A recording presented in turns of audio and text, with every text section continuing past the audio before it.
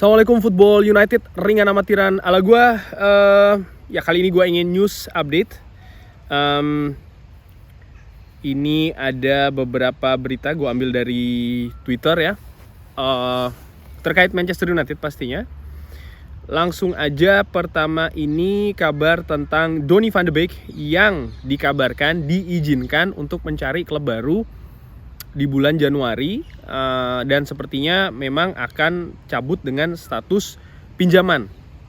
Kalau ini memang terjadi, maka ini mengulangi apa yang terjadi musim lalu, di mana dia juga cabut di bulan Januari ke Everton ya kan, walaupun ada beberapa klub yang tertarik pada saat itu. Nah, kali ini dikabarkan dia akan ke Belanda nih. Ajax dan PSV Eindhoven dikabarkan keduanya berminat untuk mendatangkan Donny van de Beek. Donny van de Beek tentu saja juga sedang masih, kalau memungkinkan ya, dia ini kan punya obsesi untuk kembali lagi ke tim nasional Belanda. Nah, menurut gua ya, melihat apa yang terjadi di Liga Inggris mungkin tidak sesuai, bisa jadi kembali ke Eredivisie bisa jadi pilihan yang bagus sih. Mudah-mudahan dia bisa mendapat menit bermain yang banyak, sehingga mungkin peluang untuk kembali ke tim nasional Belanda, skuad oranye, bisa kembali datang ke Donny van de Beek. Seperti yang pernah gue katakan, tidak mudah bagi pemain Eredivisie yang langsung pindah dari Eredivisie ke Liga Premier Inggris. Banyak yang berhasil, tapi lebih banyak juga yang gagal. Gue nggak mau mengambil kata flop ya, tapi yang gagal. Davy Klaassen, Memphis Depay ya kan, merupakan contoh nama pemain yang pindah langsung dari Eredivisie ke Liga Premier Inggris tapi ternyata tidak berhasil.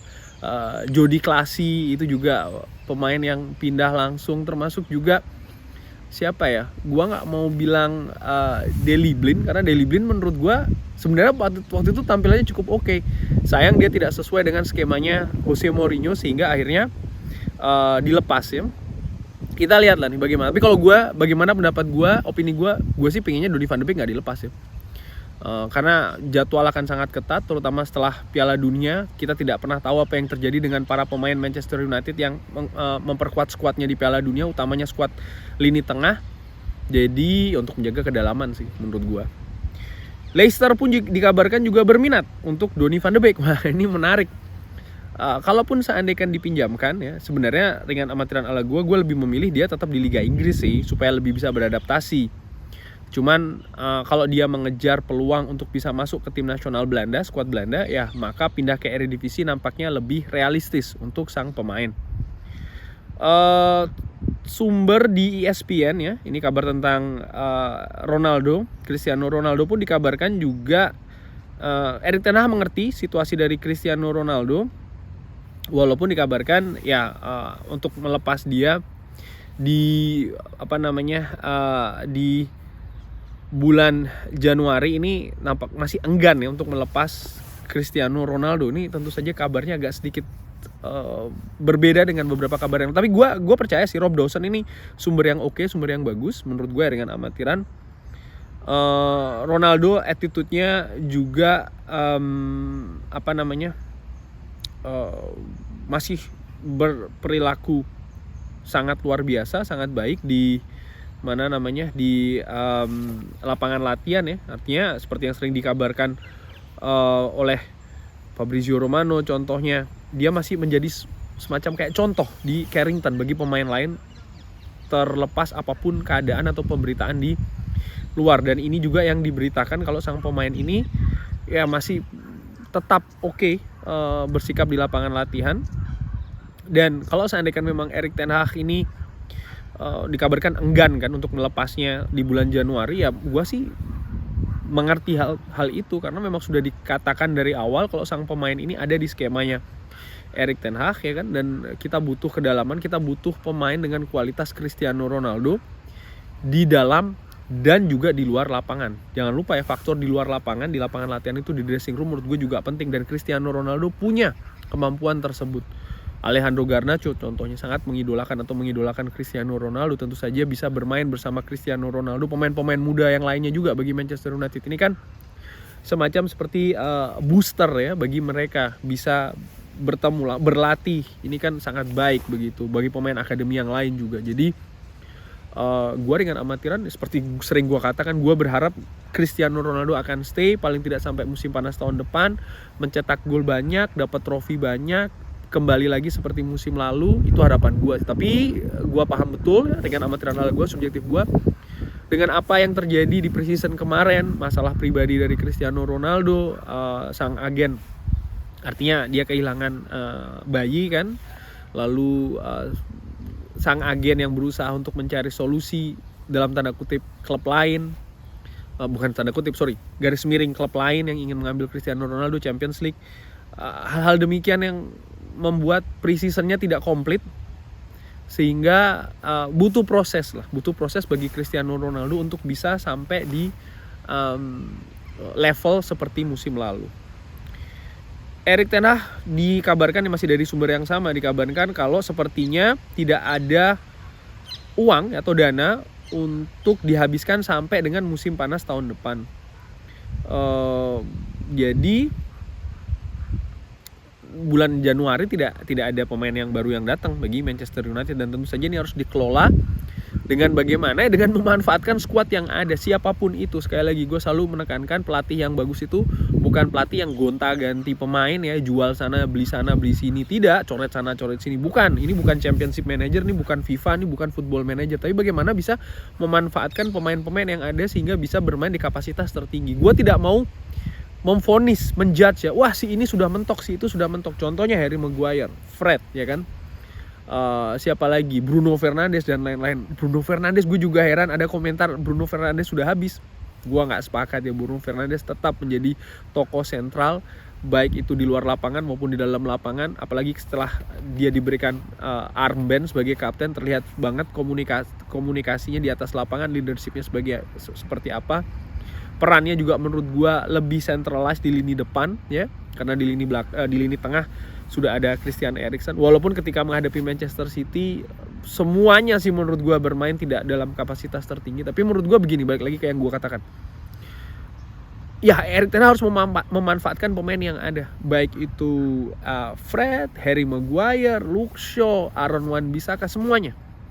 Karena kalau memang kabar ini betul, tidak ada dana lagi, ya kedalaman skuad yang harus diperbaiki. Itu sih, dengan cara apa? Ya ini salah satu tugas dari tim kepelatihan, dengan latihan ya kan, mungkin pendekatan pribadi dan lain-lain lah. Mereka yang lebih tahu, dengan amatiran ala gua.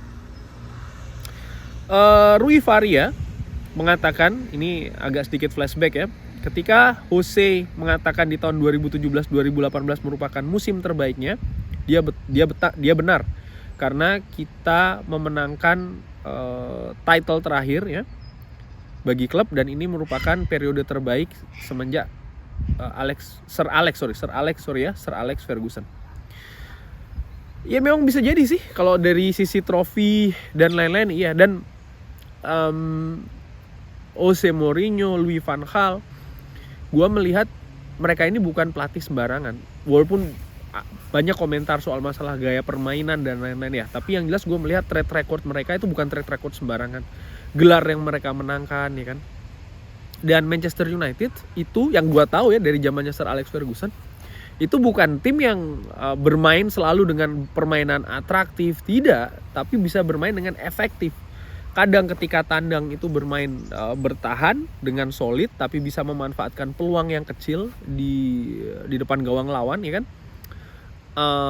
Kadang tidak bermain bagus tapi memenangkan pertandingan. Tapi yang jelas di zaman Sir Alex, Manchester United mendapat banyak trofi, dan inilah trofi-trofi inilah yang menjadikan Manchester United di mana saat ini. Gue bukannya anti permainan yang cantik ya kan, yang atraktif. Oh enggak, tentu saja gue menikmati, dan gue juga nggak bilang Manchester United tidak pernah bermain atraktif, tidak. Tapi gue lebih mengambil kata bermain efektif. Ada saatnya memang dia bermain atraktif, bermain bagus, bertahan dengan solid, menyerang juga dengan variasi yang bagus, ada gitu loh. Tapi semua muaranya itu ke hasil pertandingan dan juga trofi. Apakah maksud gue trofi dan hasil itu yang paling penting? Enggak, proses yang paling penting menurut gue. Karena dengan proses yang bagus, tentu saja trofi, hasil kemenangan itu dalam tanda kutip akan datang dengan sendirinya. Dan Ya Jose Mourinho mengatakan finish kedua tuh termasuk yang terbaik bagi karirnya dia, karena keadaan Manchester United pada saat itu, Ed Woodward dan lain-lain, compang-campingnya situasi manajemen klub yang tentu saja ternyata sekarang kita ketahui itu sangat berpengaruh dengan keadaan tim. Ya mungkin betul apa yang dikatakan oleh Rui Faria. Salah satunya ketika memenangkan gelar Europa League ya, itu mungkin salah satu pencapaian yang sangat besar bagi Jose Mourinho di skuad pada saat itu ya. Cuman sayang banyak pihak tidak sabar ya dengan Louis van Gaal, dengan Jose Mourinho dan lain-lain. Mudah-mudahan itu pembelajaran lah buat gue ya, itu pembelajaran sih. Siapa yang harus di backup lebih jeli lagi ketika melakukan kritik dan lain-lain. Lalu ini kabar terakhir, Manchester City, staff dari Manchester United dikabarkan bisa mendengar teriakan Bruno Fernandes dan Lisandro Martinez di dressing room ketika hari Ahad ya, mengatakan kalau Manchester United ini kekurangan rasa percaya diri. Ya gue sepakat sih. Dan memang mungkin itu yang diperlukan, teriakan-teriakan seperti itu di dressing room yang diperlukan. Karena memang ada perbedaan yang sangat signifikan permainan di babak pertama dan babak kedua. Sekali lagi ini membuktikan bahwa permainan sepak bola di atas lapangan itu tidak hanya apa yang terjadi di atas lapangan, tidak, tapi bagaimana atau apa yang terjadi di dressing room itu juga berpengaruh.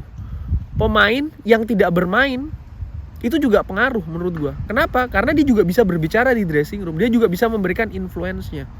Sehingga maksud gue begini, banyak faktor yang bisa mempengaruhi sebuah tim ini bermain cantik atau tidak, bermain atraktif atau tidak, mendapat hasil yang maksimal atau tidak di atas lapangan. Tampak sekali, dan gue sudah bahas di review ya, dan juga gue bahas bersama Bang Patrick di Poros Halang. Yang belum nonton bisa langsung ke Poros Halang ya. Itu kita bilang ya, memang babak pertama tidak percaya diri pemain Manchester United. Nampak kayak apa ya, kayak tidak tahu berbuat apa di menghadapi Manchester City. Dan Manchester City bisa memanfaatkan kondisi tersebut. Nampak mereka lebih matang ya secara mental, dan ya mereka langsung menekan dan mereka langsung mendapatkan gol. Bahkan sampai 4 di babak pertama. Ini tentu saja menyulitkan tim manapun yang bermain di Etihad ya, ketika tertinggal 4 gol di babak pertama. Di babak kedua ada perbaikan dan ini terlihat ya. Memang ada pendapat yang mengatakan kalau ya Manchester City sudah mengganti pemain bla bla bla. Ya maksud gue, kalau seandainya mental tuh sudah hancur, mau diganti seperti apapun juga tetap akan buruk permainannya. Tapi ternyata Manchester United tidak demikian. Pergantian yang dilakukan oleh Erik ten Hag, baik itu secara taktikal dan non taktikal, ini ternyata berbuah 3 gol di babak kedua. Ini ada satu faktor positif yang bisa dilihat dari pertandingan menghadapi Etihad tersebut. Dan ini juga dalam tanda kutip memperlihatkan ya, gue nggak tahu seperti apa teriakan antara mereka berdua, apakah mereka beradu argumen atau seperti apa. Tapi yang jelas gue melihat memang sosok Bruno Fernandes dan Lisandro Martinez ini punya leadership. Leadership itu tidak melulu harus yang lurus-lurus aja, kadang juga mungkin agak sedikit berkonflik ya, itu juga bisa, karena memang perbaikan kadang butuh hal demikian begitu ya. Jadi menurut gue Lisandro Martinez ada sih bibit-bibit atau memang sudah punya, bukan bibit-bibit lagi, mungkin sudah punya unsur untuk menjadi seorang leader atau kapten ya, katakanlah yang baik sih, kurang lebih demikian. Terima kasih sudah menyaksikan, jangan lupa like, share, dan juga subscribe. Wassalamualaikum warahmatullahi wabarakatuh.